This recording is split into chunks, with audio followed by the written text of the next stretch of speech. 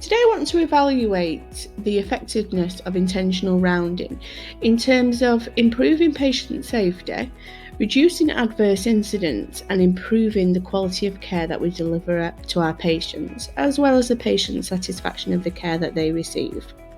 Intentional rounding was introduced following the Mid-Staffordshire failings and the Francis report that followed.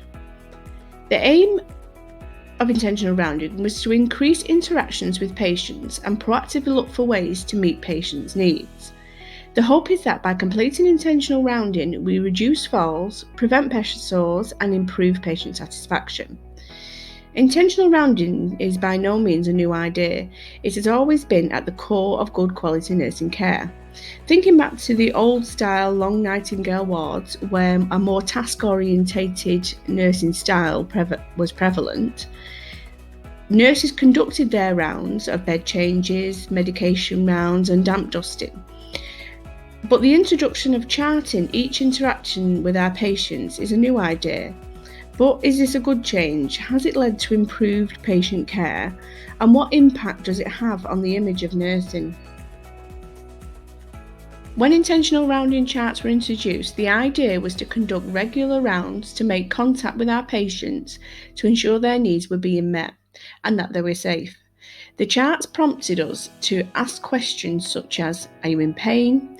Do you need a drink? Do you need a toilet? The charts essentially were a way of structuring our workload in a way that tries to identify our patient needs on an hourly basis.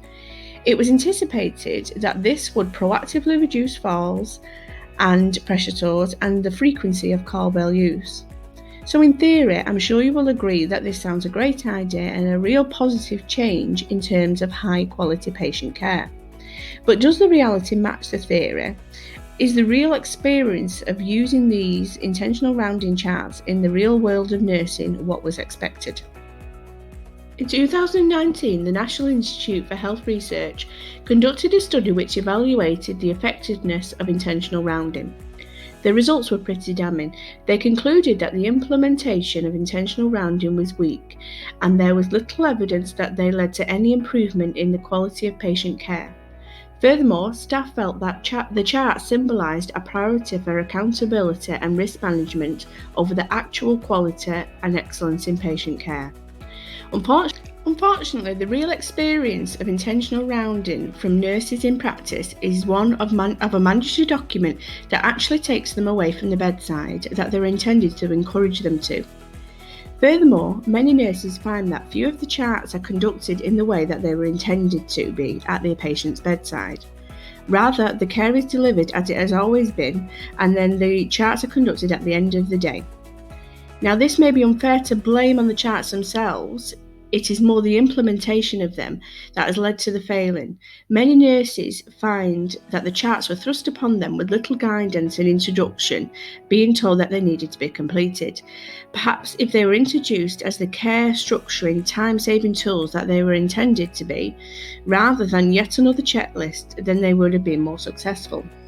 The need to account for every interaction we make with our patients in the form of checklists is not only seen as oversimplifying the nursing role, but as a lack of trust in the ability of our nurses to plan and implement excellent patient care.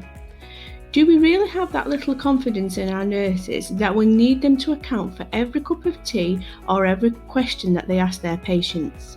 As registered nurses, under the NMC Code of Conduct, we have the duty to make accurate and reliable documentation of the care we deliver. Time constraints, emergencies, and high demand for our time has led many nurses to complete the intentional rounding charts in a manner that deviates from the way they were intended. Unless they are used as a prompt at the bedside and used to structure good care, they are completely ineffective in their purpose.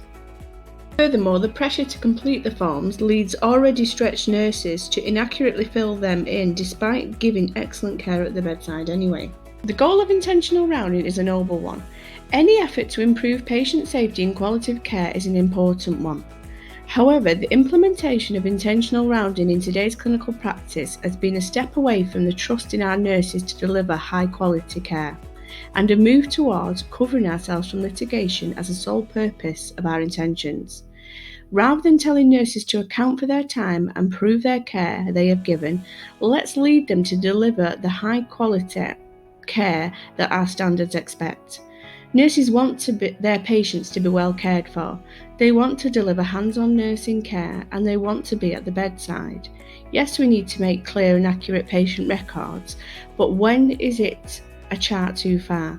And at what point does documentation and record keeping prevent hands-on nursing care? I'd love to know what you think. What's your experience of intentional rounding in your area of work? Is it well implemented? Or do you find it's more of a paper exercise?